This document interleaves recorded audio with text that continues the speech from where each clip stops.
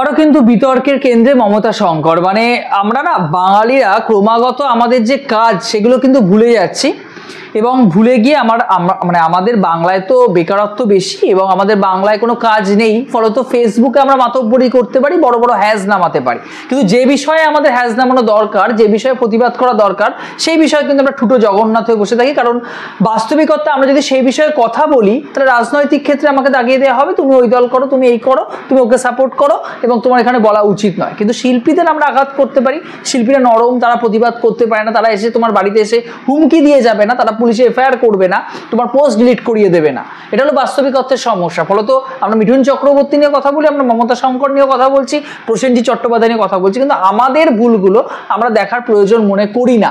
আমি যেটা করছি সেটা যদি আমাকে করতে দেওয়া হয় তাহলে খুব ভালো, আমার বিষয়ে যদি কেউ আঘাত করে তাহলে অবভিয়াসলি আমি ফোর্স করে উঠবো এবং সেটা অবশ্যই দুর্বলের প্রতি। দুর্বল ক্ষেত্রে এক্ষেত্রে আমি শিল্পীদেরকেই বলছি। যাই হোক, কয়েকদিন আগে মমতা শঙ্কর এবং চণ্ডালিকা নিয়ে ভিডিও করেছিলাম। তার আগে মমতা শঙ্করের একটি বেশ একটা বড় উক্তি ভাইরাল হয়েছিল, যেখানে তিনি বলেছিলেন যে সমস্ত মেয়েরা আঁচল খুলে দাঁড়ায় ল্যাম্পপোস্টের সাথে তুলনা করেছিলেন এবং আমি পুরোপুরি তাকে সাপোর্ট করেছিলাম, ভিডিওতে ধুয়ে দিয়েছিলাম। ভিডিওটা দেখতে পারেন, আমি ডেসক্রিপশন বক্সে লিঙ্ক দিয়ে দেবো। ভালো দর্শককে সাপোর্ট করেছিলেন আমাকে। যাই হোক, যে সমস্ত মেয়েরা করেন কাজ, তারা রিলস বানিয়ে তারা টাকা রোজগার করার জন্য তাদের শরীরে অঙ্গ দেখান, সেই সমস্ত নেড়িবাদীরা সাপোর্ট করেননি, সেটা হলো বাস্তব কথা। তাদেরকে আমি ধরিও না, মানুষ বলে মনে করি না। কিন্তু সমস্যা হলো মমতা শঙ্কর কি বললেন তার থেকে গুরুত্বপূর্ণ বিষয় মেয়েদের নিয়ে, মেয়েরা যে স্যানিটারি নেপকিন নিয়ে, আমি বলছি তিনি কি বলেছেন ইন্টারভিউতে, একটা ডেসক্রাইব করেছেন, আমি সেটা আলোচনা করব। তার থেকেও বড় কথা, সেগুলো নিয়ে তো আলোচনা করব। মেয়েরা অবভিয়াসলি এখন অনেক জায়গায় এগিয়ে গেছে, তারা দেশ চালাচ্ছে, রাজ্য চালাচ্ছে, এরোপ্লেন ওড়াচ্ছে এবং অনেক অনেক ক্ষেত্রে তারা আমাদের থেকে অনেকটা এগিয়েছে এবং এগোনোটা উচিত। সমাজে মেয়েরা যদি না এগোয় তাহলে কিন্তু সমাজ কোথাও গিয়ে ধ্বংসের পথে এগিয়ে যাবে। আমরা পেছন দিকে এগোবো, সামনের দিকে এগোবো না। কিন্তু এখানে যেটা সমস্যার সেটা হলো সব থেকে বড় ব্যাপার, আমরা যেটা নিয়ে প্রতিবাদ করা উচিত বাস্তবিক অর্থে সেটা নিয়ে আমরা প্রতিবাদ করছি না। একটা নিউজ দেখলাম একটুখানি আগে, কিছুক্ষণ আগে, যে উড়িষ্যাতে বিজেপি সরকার এসছে। আমি সব সরকারকে নিয়ে বলবো, বিজেপি সরকার এসছে এবং আপনারা জানেন যে সেখানে একটি মেয়েকে রাস্তার মধ্যে পুড়িয়ে মেরেছে দুষ্কৃতীরা, জাস্ট পুড়িয়ে দিয়েছে এবং সেটা ওখানে মানে এখন ঘটে চলেছে, আর কি নিয়মিত ঘটছে, কোনো সেফটি নেই মেয়েদের। এবং উত্তরপ্রদেশে আপনারা জানেন কি হয় সেখানে, তো সেখানকার মেয়েরা, এবং বাংলাতে যদি বিজেপি আসে কি হবে আপনি বুঝতে পারছেন। এই যে মহিলা কামরা, এই যে মেয়েদের নিরাপত্তা, এই যে স্যানিটারি ন্যাপকিন আপনি কিনতে যাবেন, আপনি বেরোতে পারবেন না বাড়ি থেকে, এই যে প্রতিবাদটুকু হ্যাশটা নামাচ্ছেন না, এটা আপনি করতে পারবেন। বা এই যে আমাদের এই মুহূর্তে যে সরকার শাসক দলে রয়েছে, এখানে যে সমস্ত ধর্ষণ বা যে সমস্ত কাণ্ডগুলো ঘটছে, যে মাথাগুলো রয়েছে তারা ধরা পড়ছে, তাদের নিয়ে আমরা কথা বলছি বা তাদের নিয়ে আমরা আন্দোলন করছি, করব না, চুপ করে থাকবো, কারণ সেক্ষেত্রে আমার ভয় রয়েছে।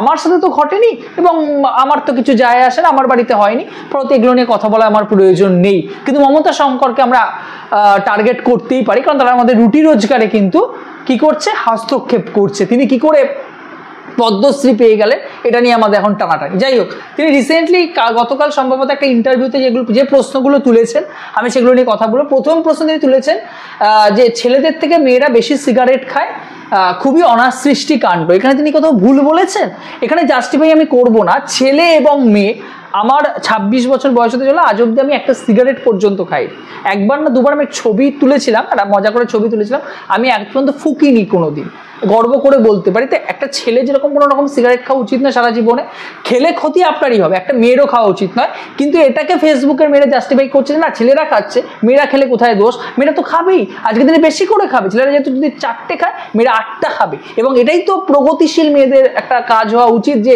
তারা সিগারেট খাচ্ছে, দেখো দাঁড়িয়ে সমস্ত কিছুকে ভেঙে দিচ্ছে। এই যদি মেন্টালিটি হয় তাহলে ভাই সমস্যা, তাহলে দুতরফেই সমস্যা আছে, দুতরফেই সমস্যা আছে আপনাদের। ছেলেদেরও যেরকম খাওয়া উচিত নয়, হার্মফুল।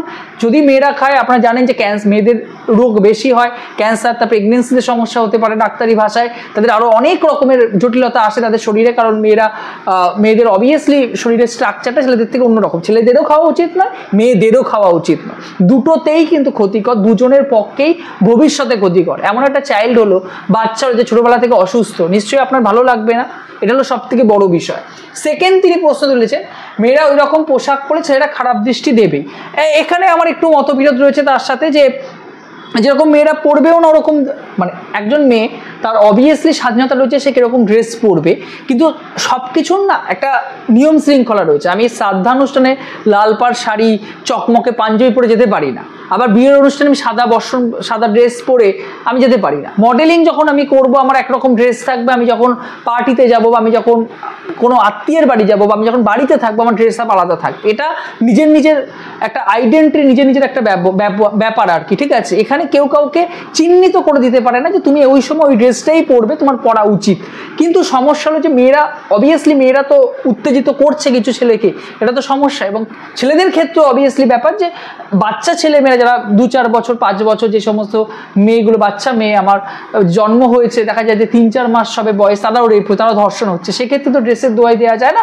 ওগুলো মেন্টালিটি, ওগুলো মাথার মধ্যে মেন্টালিটি। কিন্তু যারা টাকা রোজগারের জন্য ড্রেস খুলে সবার সামনে দাঁড়াচ্ছে, এবং আপনারা জানেন এখন অনেক অ্যাপ রয়েছে যেখানে আপনি যদি কাস্টমার পে করেন আপনাকে পুরোটাই খুলে দেখানো হবে, ঠিক আছে। এই ইনস্টাগ্রাম বা সেই অ্যাপসও রয়েছে, সেগুলোর ক্ষেত্রে কিন্তু কোনো দোষ আমি দেখি না, তার এই কথার সাথে কিন্তু আমি 100% সহমত। কিন্তু আমি বললাম অবভিয়াসলি যাদের মেন্টালিটি খারাপ তাদের ক্ষেত্রে ড্রেস বা চরিত্র, চেহারা ওইসব ম্যাটার করেই না, তাদের মানসিকতাটাই নিম্নরুচির তাদের।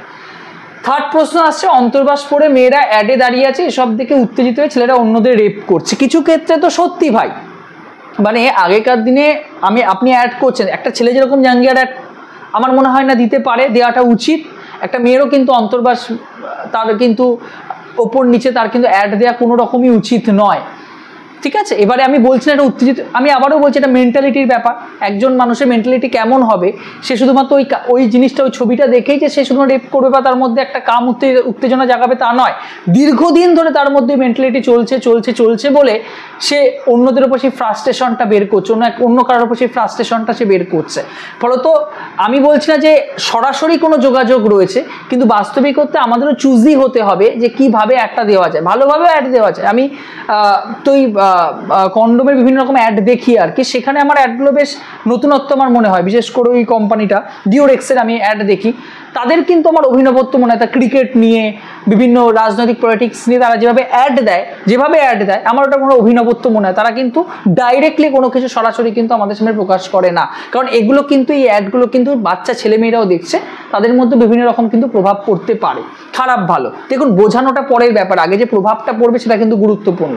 পরের পয়েন্ট আসি যে স্যানিটারি ন্যাপকিনের প্যাডে লাল জল ঢেলে দেখাতে হবে কেন, এই অসভ্যতা আমার লজ্জা করে। এটা এই ন্যাকা ব্যাপারগুলো কিন্তু ফেসবুকে আছে। কিছু ছেলেদের মনে হয় ভাই তোমাদেরই পিরিয়ডস হয়, মেয়েদের হয় না। কিছু ছেলেদের দেখে মনে হয় ওরা এত আদিক্ষেতা করে, বরং মেয়েরা করে না। আমার যে গার্লফ্রেন্ড আছে সে করে না, বা অন্যান্য যে সমস্ত বন্ধু বান্ধব আছে তারা কিন্তু করে না। কিন্তু কিছু ছেলে এগুলো দিয়ে ভাবে কি তারা অ্যাটেনশন পাবে, আর কিছুই না। মেয়েরা তাদের অ্যাটেনশন দেবে, বা দেখো আমাকে নিয়ে খুব ভাবছে, আমাদের নিয়ে খুব ভাবছে, খুব সৎ সে মানুষ, একে পছন্দ করা যায়, একে হাই হ্যালো করা যায়, ঠিক আছে। এরাই দেখবেন রাত বিরেতে মেয়েদেরকে ডিস্টার্ব করে সব থেকে বেশি। তো এইরকম ধরনের দুমুখ সাপ হয়তো কোনো লাভ নেই, আপনার দরকার নেই ভাই। আপনি এটা একটা ন্যাচারাল ব্যাপার একটা, এটা নিয়ে আপনি কিছু লিখবেন, কিছু বলবেন, ফেসবুকে লিখবেন, তারপর মানুষ বুঝবে তা তো নয়। আমরা যারা বোঝার, যারা অনুভব করার যে কতটা কষ্ট হয়, কতটা সে আমার বাড়ির মেয়ে বা আমার বাড়ির মা, আমার বাড়ির যারা বোন রয়েছে তার কতটা কষ্টে থাকে আমরা জানি সেই কটা দিন। তো সেটার জন্য আবার আলাদা করে ফেসবুকে আমাকে রংচং মাখিয়ে ফুল সাজিয়ে দিয়ে, জবা ফুল সাজিয়ে দিয়ে রং টং করে আমাকে করার তো কোনো প্রয়োজন নেই আমার কিন্তু এই ব্যাপারটা ডিসগাস্টিং মনে হয় জাস্ট।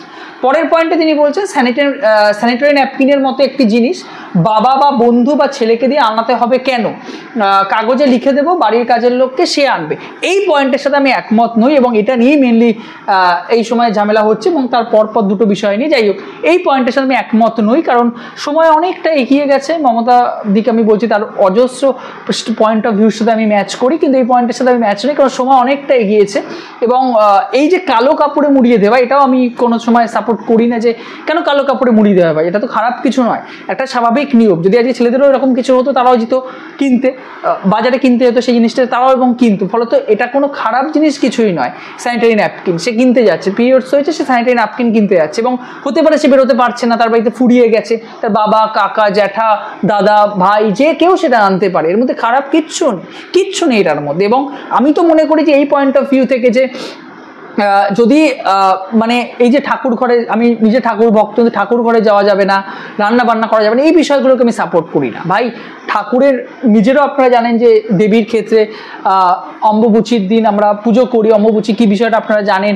এবং এই যে খাওয়া দাওয়া, যার বাড়িতে কেউ নেই, শুধুমাত্র মেয়ের ওপর নির্ভরশীল, বাবা অসুস্থ পঙ্গু, মা হাঁটতে চলতে পারে না, তো সেই বাড়িতে তাকে তো কাজ করতেই হবে। শুধুমাত্র আমরা কিছু পুরনো কুসংস্কার, পুরনো কিছু রীতি মেনে চলবো বা সেগুলোকে মেনে নেব, তার উপর ভিত্তি করে আমাদের চলতে হবে, তো এই বিষয়গুলোকে আমি কিন্তু সাপোর্ট করি না। ফলত এই পয়েন্টটার সাথে আমি একদমই একমত নই। সময় এগিয়েছে, হ্যাঁ অবশ্যই মাইন্ড কীভাবে, আমি সবটা বলছি মানুষের উপর নির্ভরশীল। একজন মানুষ সে কি মাইন্ডে গোটা বিষয়টাকে বিচার করবে, সেটা কিন্তু সব থেকে গুরুত্বপূর্ণ বিষয়। তো আমার মনে হয় ছেলে মেয়ে বিভেদ না করে এখানে যে কেউ স্যানিটারি ন্যাপকিন কিনতে পারে, এবং সরকার তো বিভিন্ন জায়গায় এটা বিলিও করছে। আরও মানুষের মধ্যে আরও যেহেতু সচেতনতা তৈরি করতে হবে যে পুরনো কাপড়, বাজে ন্যাকড়া, ময়লা এগুলো ইউজ না করে যাতে গুড স্যানিটারি ন্যাপকিন তারা ইউজ করে। আচ্ছা, পরের পয়েন্ট সে বলছে ছেলে মেয়েদের গুড টাচ ব্যাড টাচ শেখানো পশ্চিমা সংস্কৃতি, বাচ্চাদের আদর করতে গেলে পারমিশন নিয়ে করতে হবে। এই পয়েন্টটা আমি না ঠিক বুঝতে পারলাম না উনি কী বোঝাতে চাইলেন, কিন্তু একটা কথা তো আমার মনে হয় যে এই যে এত বাজবিচার, ধরুন আজকে আমি আমার বোন বা দূর সম্পর্কের কোনো বাচ্চাকে আদর করতে যাব, তার বাবা মার মধ্যে এটা আসবে কেন যে আচ্ছা আকাশ ভালো মনে তাকে ধরছে, তো সে কেন নজর দেবে আমার ওপর? বা আমি যখন কোনো বাচ্চাকে একা পড়াচ্ছি, 6-7 মেয়েকে আমি সিঙ্গেল পড়াই, তার মা আমার ওপর কেন নজরদারি করবে? কারণ এই সমাজটা সেভাবে তৈরি করা হয়েছে, কিছু ছেলেরা সেই হিংসাত্মক ব্যাপার করেছে।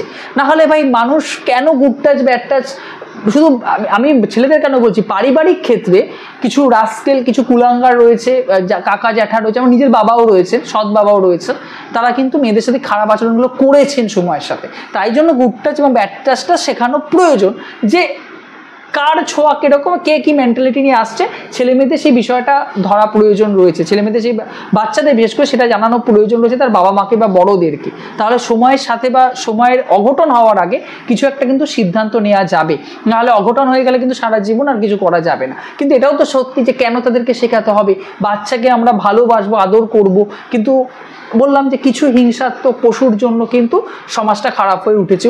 হয়তো মমতাদি ভেবেছেন যে প্রত্যেকটা মানুষ ভালো, প্রত্যেকটা মানুষের মধ্যে সেই বিহেভিয়ার বা সেই মনুষ্যত্ব বা সেই শিশুদের ভালোবাসার প্রতি আবেগটা রয়েছে বলে তিনি বলেছেন। বিশ্বাস করুন সবাই ভালো নয়, সবাই ভালো নয়। সবাই যদি ভালো হতো তাহলে এরকম ধরনের ঘটনা আজকে আমাদের সমাজে হতো না।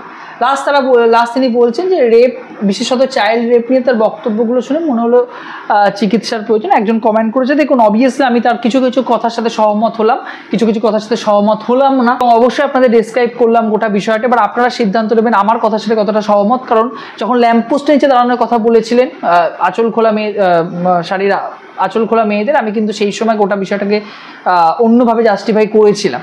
তো আজকের দিনে আমার মনে হয় যে ভদ্র হওয়াটা খুব প্রয়োজন। আমরা সস্তা হয়ে যাচ্ছি, খুব বিক্রি করে দিচ্ছি নিজেদের সম্পর্ক, নিজেদের চাওয়া পাওয়া, নিজেদের যে সোশ্যাল মিডিয়ার লাইফ আর কি, আমরা না খুব সহজে বিক্রি করে দিচ্ছি, কারণ বিক্রি করলে টাকা আসে। কিন্তু কিছু প্রাইভেট কিছু ব্যাপার রাখা উচিত এবং নিজেকে প্রাইভেটলি রাখা প্রয়োজন কিছু ক্ষেত্রে। না হলে বাজারে যদি আমাকে সবাই আমি যদি সস্তা হয়ে পড়ি না, তাহলে সমস্যা আছে আগামী দিনে। কারণ এখন হয়তো আমি ইনকাম করছি, এখন হয়তো আমার কাছে আসছে সমস্ত কিছু, ভিউজ, টাকা পয়সা, চাওয়া পাওয়া আসছে, এটা কিন্তু সবসময় থাকবে না। এবং মানুষ তোমাকে কি চোখে দেখছে এটাও কিন্তু একটা বড় ব্যাপার।